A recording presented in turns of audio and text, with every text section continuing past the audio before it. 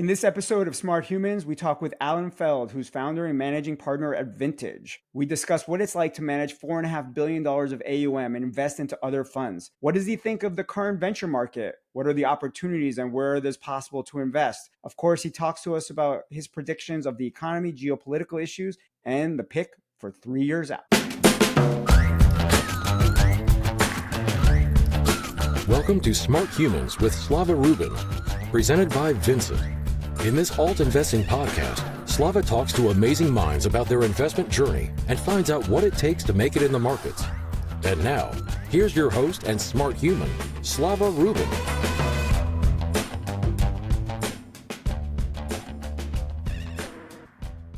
I am excited to tell you all about Air Insider, the private market investor's unfair advantage. Every week, you get public and private market investment picks from industry experts like Jason Calacanis, Anthony Scaramucci, and of course me.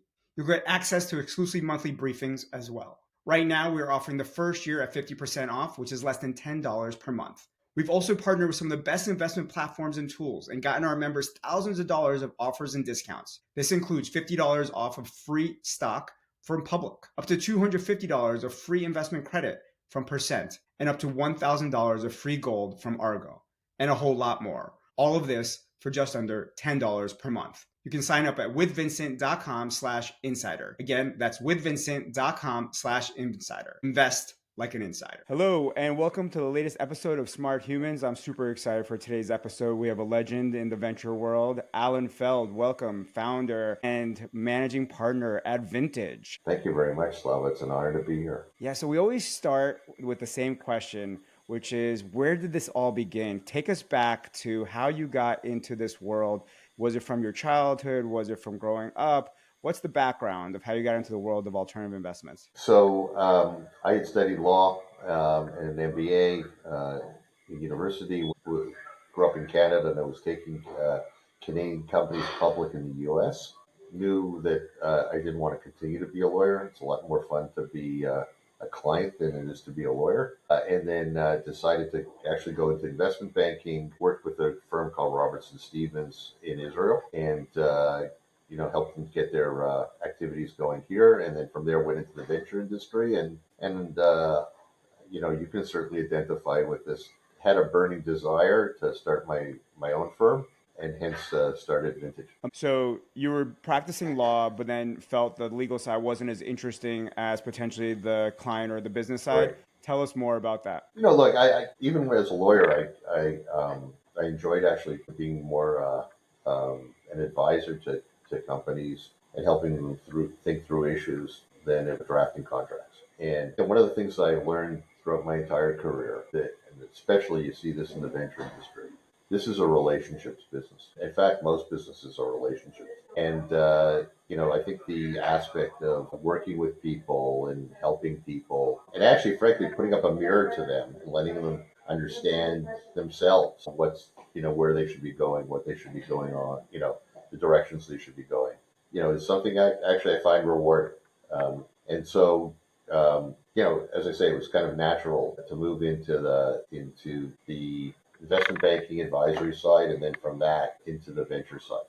I think one of the things that I've learned, again, from my experience, venture is all about the entrepreneur, right? And I think one of the key skills of any investor is understanding other people and building relationships with them, right? So it all comes back to the same thing, which is the human building the relationship. Amazing. And how long did it take from starting in law to then starting Vintage? How long was that for you? Just to give people perspective. Oh my God. Wow. So, I started learning, studying for law in 1983. And I started Vintage 30 years later. Yeah, 30 years later? No, 20 years later. In about 2003? 20 years later. Yeah, 2002. 2003, so working on Vintage and studied in 1983. So yeah. So you were practicing law for a while? No, I was an investment banker in the middle. Okay. And then I was a VC at another firm before I started my own firm. Got it. So it was a transition basically from the law side to the investing side, taking steps along the way. Correct. Amazing. I think one of the things that people, don't sufficiently do in their careers is they don't think sufficiently strategically. It's funny. All of us are advisors. Those of us who are VCs or advisors, we're always helping people try and figure out their own strategies, but we don't look, strategies as a company, but we don't look at our own careers strategically. And I think one of the things that, and I do a lot now these days as I approach the end of my formal career. Next year I'm going to be 65. Is working with younger people and helping them figure out what they want to do career-wise. And I think one of the important things, at least I try to do along my career, is rather than be pulled into things that I didn't want to do, think, okay, what's the end game? Really, what is burning in my gut that I want to do? And then how do I get to that? Amazing. What's the end game? Besides what's the end game as your piece of advice, given the fact that you have all this wisdom now, what would be two other pieces of advice you would give to somebody who's a little earlier in their career, trying to become one day as accomplished as you are? Or what would you tell yourself, now that you have all this experience, your younger self? So I had a wonderful mentor by the name of Aaron Dobrat, and I think he had a really interesting comment. He said, L.L.B, long-term greedy, which I think is a great concept, which is Long-term what? greedy. Greedy. In other words, don't squeeze the lemon to the end. Look longer term. Every single thing you do, think, what does it do to allow me to build my business in a sustainable, successful way? And I think that advice was great because I think there's too many cases that I've seen both in people's careers and in the way businesses have been built that everybody's racing from day one. It's business is much more a marathon than it is a sprint. And I think too many cases you see people sprinting and then, it blows up. And what I try to do and what I learned from Aaron was, build the business you're trying to build in a solid way, grow a bit each fund, don't get out of control, make sure that you've got all your ducks in a row and there's a really good, deep, strong foundation. So I think that was one thing that I learned is to build for the long term. And the second thing that I think that I learned is, and frankly, this is the culture I try to build into Vintage, which is, again, as I mentioned at the beginning, life is relationships. And, we do a lot of stuff, for free, per se, to help our investors, to help the funds which we invest in, to help the companies which we invest in. In other words, we're not looking for immediate payback around everything we do. We want to be helpful to people. And what I've learned, again, from business is, it's beside the positive feeling of trying to help somebody, not everybody's going to remember it. But there'll be times that people will remember. And so I think, it's also an element of optimizing for the long term. But I think, being fundamentally decent, or another thing that we've done at Vintage, for example, is we've never signed on a LOI, letter of intent, that we ever backed off of and renegotiated. Oh, that's I mean, awesome. I don't know of any other group. I mean, we wanted to be a situation when we gave our word to somebody, it meant something. So, the culture that I've tried to build, and frankly, that I feel comfortable with is, as I say, has always been long term, not trying to squeeze the lemon to the end, not always looking for a quid pro quo on stuff, but, hopefully being fundamentally decent to other people, being respectful to other people, and, and it fits with the inherent strategy that I think is fundamental, which is business is all about building relationships. Those are great. I mean, lots of very easy words to say, but a lot of them take a lot of hard work to be willing to implement those long-term thoughts, to be able to not squeeze the lemon, as you say, in the near term, and to be thinking about the end game, building relationships. A lot of great wisdom there. Turning the chapter here for how people like to invest their net worth. We love to ask our guests. So obviously your personal net worth, I imagine, is somewhat tied up with Vintage. So let's put that aside and just think about how do you like to invest. So the classic historical example is 60-40-0, which is 60 stocks, 40 bonds, 0 into alternative investments. How would you say you're allocating across those three major buckets for your personal investments? Well, I'm personally very, very exposed. One of the things again, connected to the way I look long term and the way I look at our relationship with investors, I'm personally very invested in our own funds beyond the fair.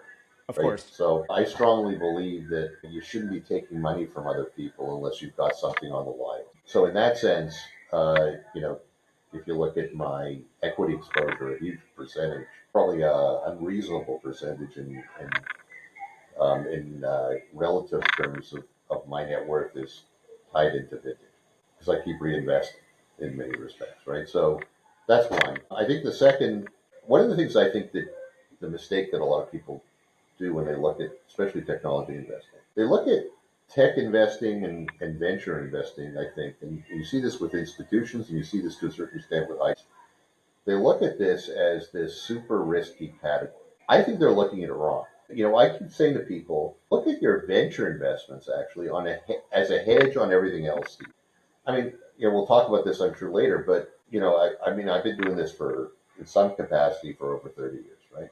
I don't remember a period where there's as much disruption as we're now starting to see. And, imagine, say, 20 years ago, where if you were buying indexes or you were, investing what was then significant, right? You would have had a lot of exposure to retail stocks. Well, Amazon, which didn't have anything close to the valuation 20 years ago that it does now, had you put a little bit of your money, into Amazon, that would have been a hell of a hedge against the retail stuff that you were holding, right? For I sure. think we're going to see very significant disruptions in a lot of industries which have not been disrupted to this point. So if you're sitting on a portfolio, broad portfolio of equities, it actually makes sense for you to have, a certain percentage of your assets in the disruptors and not in the disruptees. And so I think instead of looking at, venture investing as a risk, you should look at it as something that's hedging the technology and disruption risk you're facing on the rest of your. And I say this frequently to institutions because they look at, oh my God, technology investing, venture investing is super risky, but I think the bigger risk, frankly, is sitting on stuff that's going to get disrupted and having large positions in that. And I think, the technology investing strikes a balance. So it's not just, in my view at least, it's not just the equity versus debt component, the 60-40 thing. It's what's in that 60 Of course. on the equity side. What's again, outside of the vintage exposure, which is obviously significant, what's your equities exposure to public markets out of 100%? Again, outside of a vintage, which is obviously going to be hard to calculate. Well, so we're, in addition to everything else, by the way, because we have certain U.S. pension money, private pension money, we're restricted and all sorts of stuff. So by law, we have a hard rule just because we're also exposed to a lot of, data points about public companies that we don't do individual stocks. So most of my stuff is, ETFs and that kind of stuff. Gotcha. On the equity side, but it's mostly because of regulatory issues more Of so course. than anything else. How much do you like to do the ETFs there? Is that 10% of your 100 or is that 50? What? I don't remember offhand.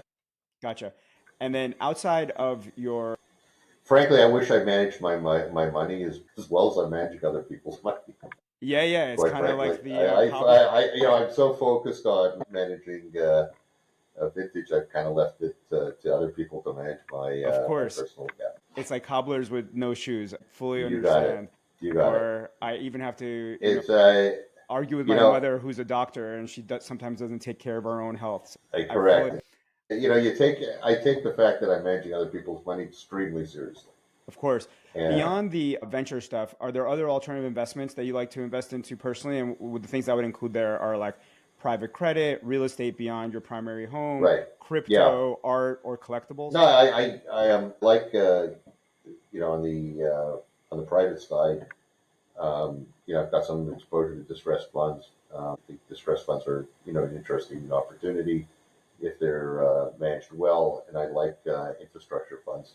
I find good returns out of the infrastructure funds and, relatively stable returns. And for the audience, what is an infrastructure fund exactly? Yeah, companies that are building, say, private toll roads or, that kind of stuff.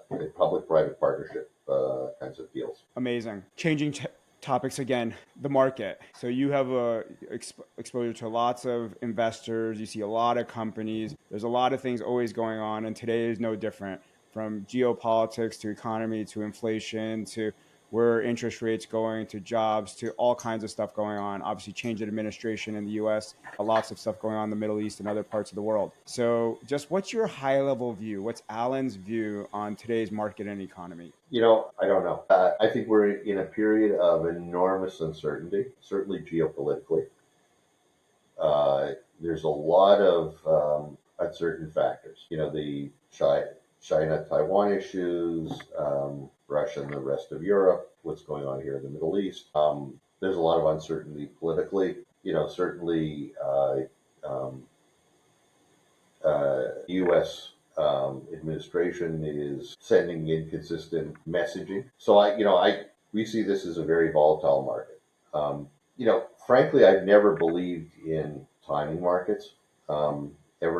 I remember when I started my career in 1987. It was just before the crash that year, and I remember having, I was a security lawyer, a securities lawyer taking companies public in the U.S. from Canada. And I remember having 10 prospectuses on my desk one day and then having nothing, for 2 years after. Look, none of us can predict markets. I don't think that at the end of the day is, at least that's not what I feel that people pay me to do. I think my job is to, I think many of our jobs, and again, it goes back to some of the conversation we had before, is to think long term, not to think as traders, but to think as investors. Investors who are long-term investors are saying, okay, where's the world going? Where's the world going technologically? What are the fundamental changes that are going to happen? What industries, no matter what happens, geopolitically or politically, could, because of technologies or other factors, be fundamentally changed, and then look at investing in those, the winner, what you believe to be the winners in those industries. I'm looking for value, looking for having a thesis around where the disruption is going to happen, and who the disruptors will be. To me, I think that's the right investment strategy. Much That more makes so than saying tomorrow the market's going to be up or tomorrow the market's going to be down. There are people maybe who do that well. I certainly don't. Yeah, I'm right. I'm right there with you. I'm definitely a long-term investor as well. But people always love to hear smart people's opinions, and you're a smart person, so everybody's got opinions. In the near term, let's call it the next 12 months. What's your point of view? Do you think that we're headed towards a recession in the U.S. or globally, or do you think the economy is getting better? Do you I think don't know. I genuinely don't know because I think there are just way too many, probably more so than again the period that I remember. So many factors. I don't know what's going to happen in the China Taiwan situation. If you would have asked me at the beginning of Trump's administration whether he would have, I believed he was going to put tariffs on, but did I believe he'd put this level of tariffs? And then would he take them off quickly? And will there be agreements, not be agreements? I mean, there's a lot of factors that are not necessarily classic economic factors that could cause a recession that aren't really, I would call it inherently fundamental issues. It's stuff that may be created, recession could be created by conduct of governments or some geopolitical blow up. Look, we're in a period of, pretty significant uncertainty. And it's concerning. So, what I've decided to do is say, look, I can't predict all this. But what I can do is do the work necessary to understand where the technological changes are being made, where the value theoretically could be, and spending my time on that and not trying to guess whether China's going to go into Taiwan or Russia's going to, go into someplace other than Ukraine. Yeah, I mean that was really valuable. You even mentioned going back to 1987, so you've seen a ton of market dynamics or geopolitical issues, and gave a lot of good wisdom there. Is there anything else that you would say from how you've navigated all these dynamic markets historically? Because obviously you've been so successful, as to a lesson of wisdom beyond what you just mentioned, like what we could take today to navigate all this and come out. Again, I think the core thing is you can't predict what's going to happen tomorrow. One of the things that again, my perspective has always been long term. So, every time I've attempted to predict what's going to happen in the short term, I usually get it wrong. I think the right thing to do is to say, with a horizon of 5 to 10 years, which in itself is hard to do. Don't get me wrong, but Yep. where's the general trend? I believe, for example, let me give you an example of something, right? Of a sector that I think is going to go through some pretty dramatic changes. I think, for example, agricultural technology, food production is going to go through some pretty dramatic changes over the next, let's say, 10 to 20 years. A few things that are happening. One is, clearly global warming. Second, we're seeing, essentially the death of the family farm, right? It's very hard to take a small farming operation and continue to be long-term viable. So you're starting to see people buying up farming land, not for construction or for real estate development, but to aggregate food production and make it much more efficient and effective. Well, maybe a family farm wouldn't be the first to adopt technology, but clearly a consolidated farming operation that has a CIO is going to start wanting to do that. At the same time, you've got growing middle class around the world, right? I mean, even if there may be ups and downs in the Chinese economy, if you look at the size of the middle class today relative to where it was 20 years ago, and if you look at where it's going to be 20 years from now, or in India, usually when people get more wealthy, they consume more food, right? So, you look at the potential for, on the one hand, increased food consumption or demand. On the other hand, the combination of global warming, water problems, globally, you've got to be far more efficient in delivering that. So I think that in itself is going to create some fairly significant disruption, but also create a really interesting opportunity around, okay, what do we do, in the next 20 years to make sure that we can provide for this demand? So, you can take multiple sectors and say, wait a minute, doesn't make any sense, where we are, what's the way the structure of the industry is today, that structure will not serve the market in 20 years from now, right? So I think, you can go across multiple sectors that frankly haven't been sufficiently touched and that I think will go through dramatic changes. And I think that's going to create massive opportunities in the next 20 years. And so what I try to do in our firm is we're somewhat unusual in the fund of funds world, is we divide by sector. None of us is smart enough to know every sector. So what we do is that person in that sector, tries to learn the sector and build a thesis of what that sector is going to look like in 5, 10, 15, 20 years from now.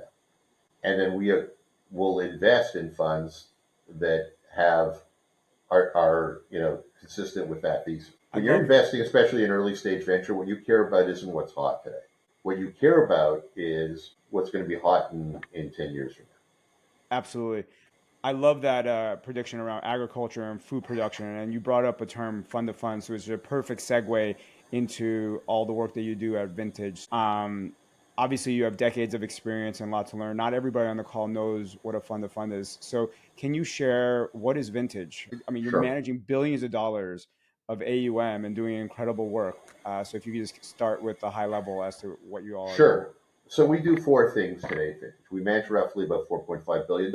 We do four things. One is we invest in other venture funds, and at the end of the day, venture is an interesting asset class. First of all, it has limited ability to scale, and I'll explain that in a minute. But if you look at the returns of venture funds, they're highly concentrated around relatively few companies. And in certain cases, and I'll say, if you want to get into it, we can talk about what cases this isn't a problem. But in a lot of cases, size has been the enemy of return in venture because there's only so many, gigantic exits. And our experience, at least we found, that if you don't have at least one company that returns roughly 1.25, 1.5x your fund, you're not going to generate a X or 4x net to your investors. So venture's about elephant hunting. And so we're looking for funds where the ownership that they have, the size of the fund, the strategy is consistent with us generating for us, outsized returns. Now, the really, really good funds generally tend to be consistently good going forward, right? If I want to invest in the public markets and I believe in a certain stock, I've got access to it, right? I can invest anywhere in any company I want, right? It's a question of paying the price of the stock price. That's not the case in venture and private equity generally, right? It's the best entrepreneurs want to go to the best investors. They want to go to people who they feel comfortable with, because at the end of the day, this is a partnership. It's almost a quasi-marriage in a sense, because a lot of these companies, you're going to be together with your investors for at least 10 years, in many cases much more. Second, you want somebody who can add value to your company, that you can consult with, who can open up doors, who can give you advice. Slava, you're a great example of it, right? You're a repeat entrepreneur. You add a lot of value to your entrepreneurs because you've been it. And so, the really great entrepreneurs are actually picking their investors, not just having the investors pick them. Now, there's so many great entrepreneurs, right? And there's so many great exits. You can take a look at it. There's probably about, per cycle, about 150 of these companies. And you want to have at least one or two of those in your portfolio. And if it's your fund's way too big, those 150 aren't going to make a difference on your return. So, there is a connection between size and return, which means that a lot of really great funds are oversubscribed, right? Because everybody knows, oh, this guy's going to attract, or this man or woman's going to attract the best entrepreneurs. Well, then what happens, just like the entrepreneurs select their investors, the venture funds select their investors. And so, what we try to bring to the table is hopefully, decent assessment of new managers. And then, when managers are proven, hopefully access to the better managers who have shown the ability to, be a magnet for great entrepreneurs. So that's what the fund of funds is. Second thing we do is what's known as a secondary fund, where we're buying positions in venture funds. So if somebody wants liquidity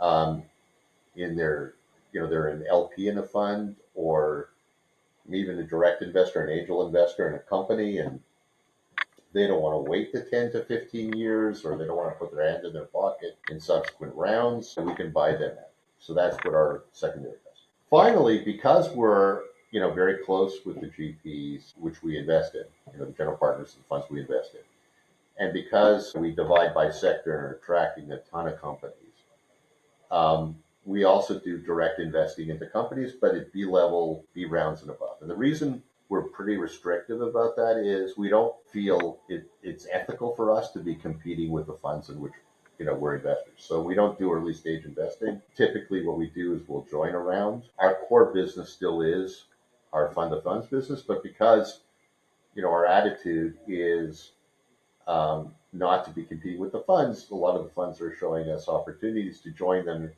in rounds because they see us as hopefully a helpful investor and not somebody who's using the data to compete. The final thing that we do, and remember I mentioned before, to win the best entrepreneurs, you've got to be adding value. I think to get access to the best funds, I think LPs have to be adding value. So we looked at, frankly, what the best GPs are doing for companies, and we said, well, wait a minute, what can we do for the companies of the GPs we invest in? Now, we track over 30,000 companies, over 4,000 venture funds today, and we created a value team that is working with large corporates, where large corporates tell us where their pain points are, and then we identify startups that we're tracking that can solve that problem. So we introduce those startups to those large corporates, and essentially, those corporates become, they become customers of those startups. It's a free service. We don't take a penny from anybody. It goes back to what we said at the beginning.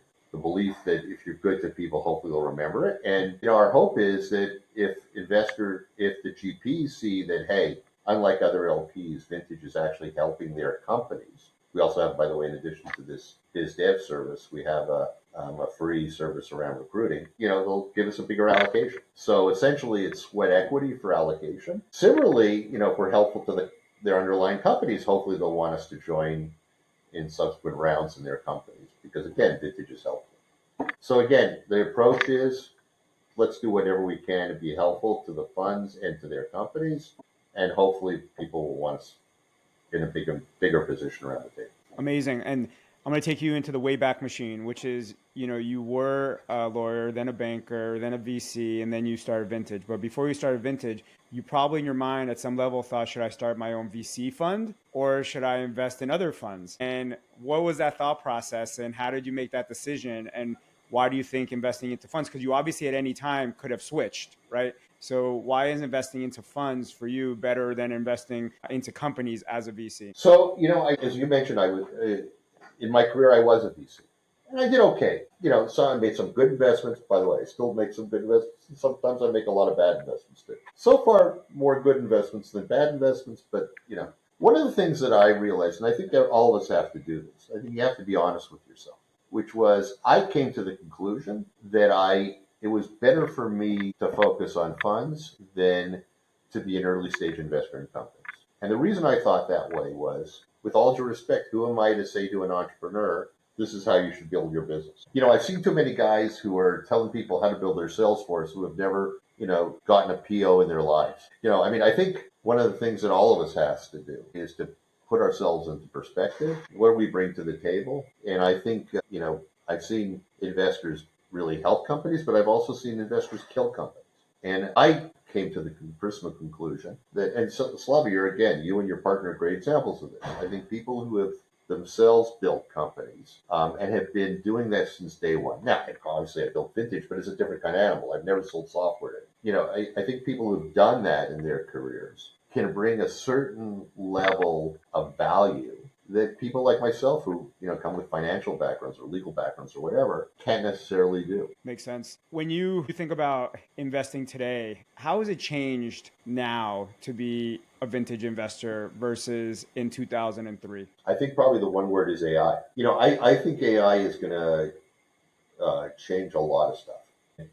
Obviously it's going to cause disruption in a lot of industries, but I also think it's going to cause a bifurcation in the venture. You remember I said that size is the enemy returns, and I mentioned that there's a caveat to that. I think we're going to start seeing, because of AI, some companies that are absolutely enormous, that are much larger than a lot of things that we've seen before. If you look at what happened, software is a great example. I'm on the board of a company that helps large companies see how many applications they have, right? And see what's being used, what's not being used. There was one, customer of this company that had 5,000 applications, 2,000 of them weren't being used at all. What ended up happening was a lot of power went to the business units, and, people were just putting stuff into the system, frankly, that wasn't really coordinated in a central way, right? And you see, this massive amount of overeating, I would say, of sort of point SaaS solutions. And that's created a real mess, IP and data and other things. I think if we're going to start seeing, genuine AI, you're going to have, you're starting to see this with companies like Databricks, which I think is a great company, and others that are trying to better manage that data. But I think you're going to see a huge amount of consolidation from these tiny sort of narrow point solutions to much broader solutions. We're going to go back away from best of breed to something that's a real platform that works together. Well, to build those, you're going to need significant capital, and you're going to need to do a lot of M&A of stuff into your company, and you're going to have to figure out a proper financial strategy, and you're going to need to build something at very significant scale. And to a certain extent, I think you're going to see certain funds who have grown almost acting in many ways like private equity funds, with a lot of the functionality that you saw around private equity groups. So if you look at the leading private equity groups and you see, what they bring to the table when they do an acquisition around, rethinking IT, rethinking, go to market, bringing new people in, help around, all these different functions to build this business, I think you're going to start seeing groups investing in that infrastructure. And they're going to be separated out, I think, from the rest. There will always be a room, I think, for seed investment, for seed firms. And I think as some of these larger firms get even larger, the most senior partners there are not going to deal with seed investment, right? They'll put their most junior people on. So I think there's always going to be room for seed funds with experienced people to win great, seed stage entrepreneurs. I think the guys who are going to be in the problem funds are going to be the ones in the middle. I completely agree. The ones who have scaled, right? Yeah. But their scaling has meant they've raised a lot more money, and frankly, they're deploying more money at a higher price, but they're not getting bigger outcomes. And that, I think, is going to be the challenge. So I kind of think, and we're spending more and more time, I would almost call it a barbell strategy. Yeah, I mean, I think the middle is going to be hollowed out as well. Super early or super late is where there's going to be an opportunity to make money in venture, and you're obviously leading the charge on that with what you're saying, even. Well, and it's not even super late. It could be early, but you've got to be following it all the way through. And the value you add along that process, like just because you're a good early stage investor, doesn't mean that when the company gets to 300-400 million in revenue, you're going to be adding the same value as somebody who, understands what scaling is at that level, right? Yep. It's a different skill set. It's a different basket of services that you need to be doing. So I think, some of these more integrated platforms are going to, build very, very big companies and will have the infrastructure to allow them to do that. I think the So, guys in the middle got to make some tough decisions of how they want to run their business. Do they want to be that kind of platform, or do they want to really continue to focus on seed early stage, and they have to right size their funds? absolutely. So, if one of the listeners right now has a little bit extra money that they want to put in the venture. So let's say they have 100K total or they have 5 million total. So it could be anywhere in between for now, let's say. And obviously you work mostly with institutions, and I'm talking about an Mm-hmm. individual, whether it's, a small family office or a more sizable family office. So should they be thinking about, trying to get direct investments and diversifying that 100K or 5 million? Should they be thinking about, not doing any direct investments and just find one fund of funds to let them deploy across funds? Should they be trying to deploy across funds themselves? Should they be doing direct end funds? What's your guidance to somebody who's trying to get into this space? And let's say, like I said, they have maybe 100K total, or they have up to 5 million K total to diversify across. We've had a lot of opportunities to expand vintage well beyond what we're doing, beyond tech and venture investing or venture fund investing, etc. We came to the conclusion: let's focus on what we're good at and what we know.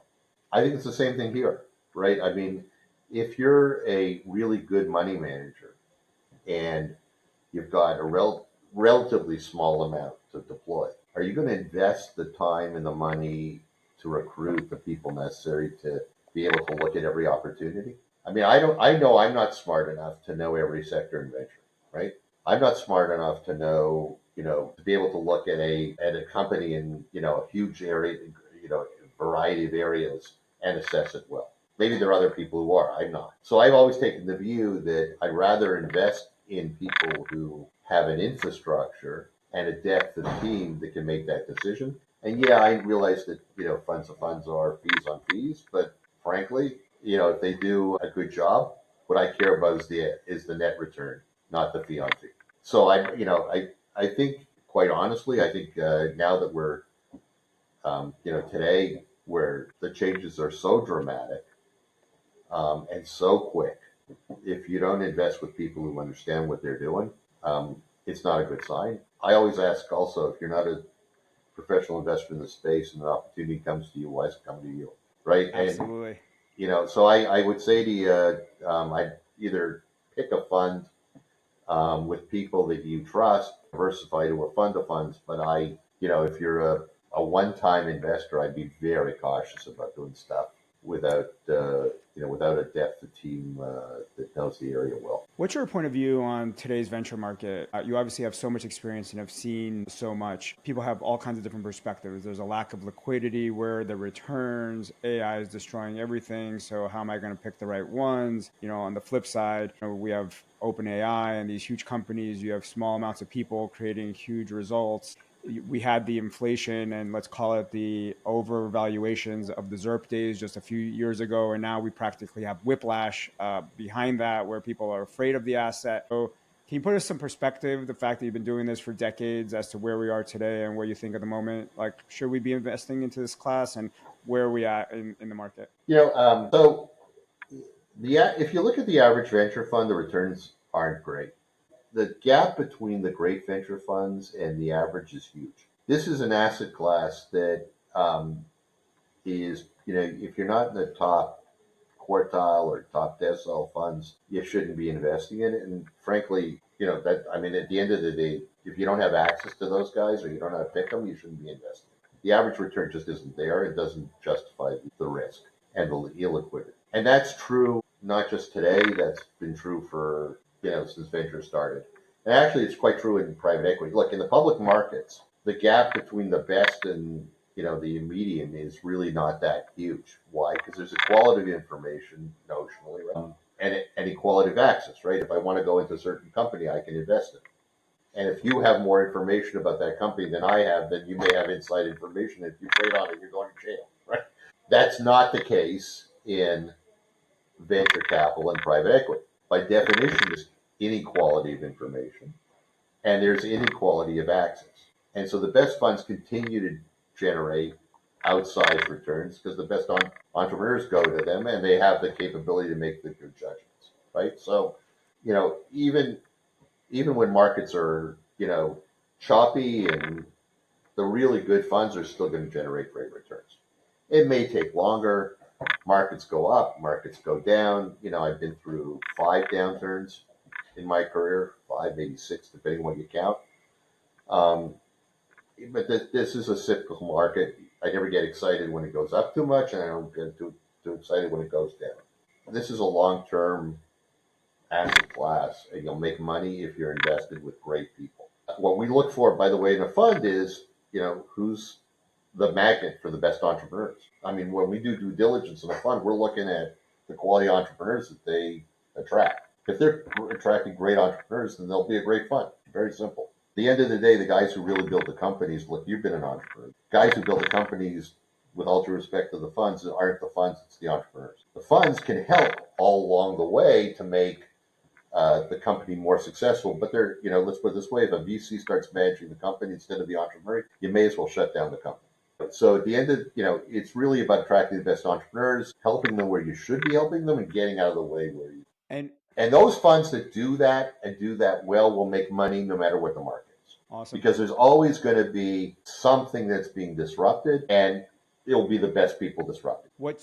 Speaking of disruption, what's your point of view on Bitcoin, crypto, and the public tokens as it relates to, fund picking, liquidity challenges, and where venture is at? So I have a partner who covers the space, a tough horse, and he understands this, way better than me. I personally do believe in the blockchain infrastructure. I think it's, it could be dramatic for securitization of assets. I think one of the good things that's happening with the current administration is that there'll be some regulation coming out. If the industry is actually regulated, it will attract significant institutions to be even more active in the space. I think if big institutions are active in the space, then it's going to make it, it will take off. So actually, this is one of the few areas where if it's properly regulated, it's actually a plus to the industry. So, I think the potential for blockchain as an infrastructure is huge, and I think it could be very dramatic over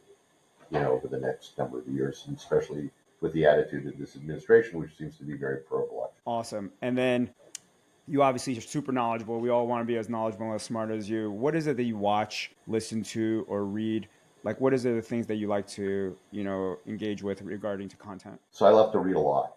By the way, beside the obvious stuff, reading, and again, I cover my particular area, B to small b software. That's my responsibility within our firm. So I read everything I can about that, and meet with companies all the time, and meet with investors all the time, trying to understand what's going on in the space, etc. I have to tell you, one of the things that I learn a lot about is I love history. And, as I mentioned to you before, I've seen a lot of cycles. And you realize maybe at my advanced age, I'm going to be 65 next year. I've seen a lot of stuff repeat itself. And history books are extremely informative because you start seeing a lot of patterns. Oh my God, this has happened before. And so I think we don't, let's put it this way, when people say to me, this time it's different, it's usually a good time to sell your stock. Because, one of the things I've learned is it's very infrequently different. There's different changes, there's different technologies, but at the end of the day, human nature, for good and for bad, doesn't change. Is there a book or two that you would recommend? No, I have a very large library of history books, and I don't think there's anything one particular that... All right, perfect. Is there any specific newsletter or podcast or any kind of website or anything that you like to go to? No, I'm not a not to anybody specific. I just try to read as much and listen to as much. All right, perfect. Well, Alan, we have covered a lot of ground from starting in Canada, getting into law, moving all the way to banking, VC, and then starting Vintage. You gave us some great wisdom, knowing what is the end game, be long-term greedy, not about the short term, and life is all about relationships. Today, you think there's massive uncertainty. You still have to have long-term thinking, a lot of geopolitical concerns. You did have a great prediction around where is agriculture and food production going 10 to 20 years out. So a lot of people should think about that and see if there's investment opportunities there. You're now managing $4.5 billion of AUM, have 4 different products offering, but mostly known for the fund of funds. Obviously, you were telling us about you're looking for great managers, especially with entrepreneurial experience and the empathy. You think AI is changing everything. People should ask themselves, why are you even seeing this deal? The average returns in VC are not so great, which is why you only got to get into the top quartile or the top decile funds, which is not very easy to identify those. So you got to make sure you're getting into one or of those. access them. Exactly. And you had this great quote, which is entrepreneurs make the returns, not the VCs. I love that. And you're a big fan of history, so you read the history books. And if anybody says to you, today is different, well, that's the time to sell. I really love that. Thank you very much, Alan. It was an honor, Slava. Thank you very much for doing this. Smart Humans with Slava Rubin is a podcast brought to you by the team at Vincent. Any data, text, or other content in this podcast is provided as general market information and not as investment advice. Past performance is not necessarily an indicator of future results. For more information on alternative investing, check out Vincent at www.withvincent.com.